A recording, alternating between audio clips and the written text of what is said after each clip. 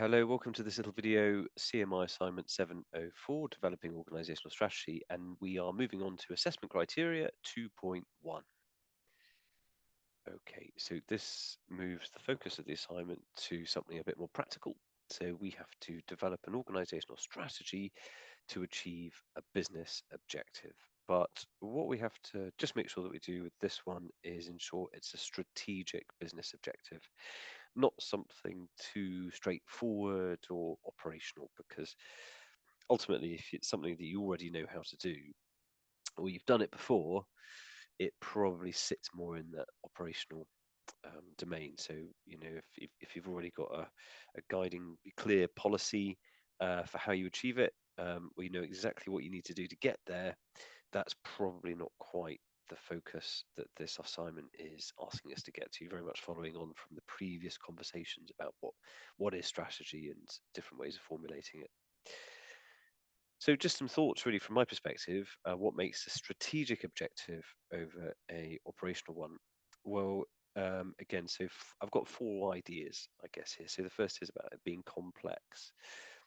So yeah, ideally, it could be a goal that you don't yet know how to achieve.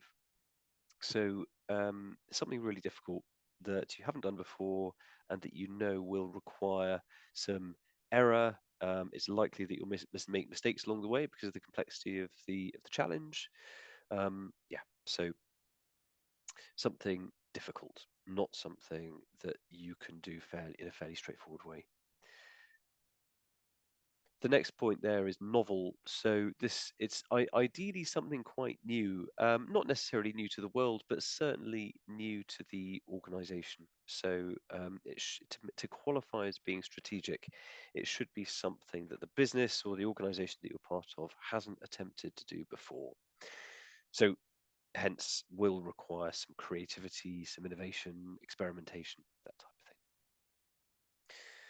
Requires overcoming a significant challenge. So yeah, again, I think this is an interesting point. This is Richard Ramelt's work on what makes a good strategy. So he believes that for us to have a good strategy, we have to have a clear understanding of the challenge that needs to be overcome in order to achieve the goal. So it's great to have the objective or the goal, but what we also need is a corresponding challenge, well articulated, ideally as our problem statement, which is our question, the question that we need to answer in order to make progress against the objective. And the last point there, no right answer. Yes, so it shouldn't be immediately clear what we need to do and what exactly the right thing is. It could be that there's some ambiguity. It could be that there are several different possible approaches to achieving the objective or engaging with the challenge. So yeah, not this shouldn't be a sort of following a straight line, more of a wiggly line really, with all sorts of possible options for how we make progress. So this is what we're looking for really. So complicated, novel, uh, comes with an associated significant challenge and has no self-evident right answer. Then we're in the ballpark for a strategic objective. So just some thoughts in terms of setting out your strategy. So once you've got your objective, what do we need to be thinking about in terms of our strategy? I think it is good practice. You don't have to do this, but I think it's a good idea to identify the problem statement. So the question that you need to answer, and it's really good to be able to get that just down into one neat, tidy sentence that you can communicate with people, that you can share with the other stakeholders, other people who might be involved in engaging with this challenge.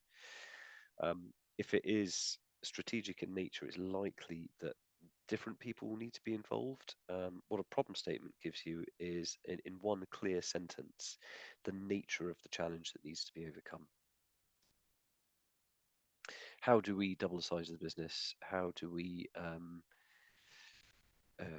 get people back into the office? How do we I don't know, what else have we got? How do we automate and digitalize our organization to stay up to date? That type of thing would be problem statements. Yeah, so good strategic challenges. The next thing to do is to consider what you already know and the gaps in your knowledge, and then how will you fill those gaps? So again, it's novel, it's complex. When you think about it, there are probably things that you already know in terms of what you need to do. but then it's likely that there will also be questions. So, for example, say you want to move to automation in your business more, in your organization more, you want to automate processes and that type of thing.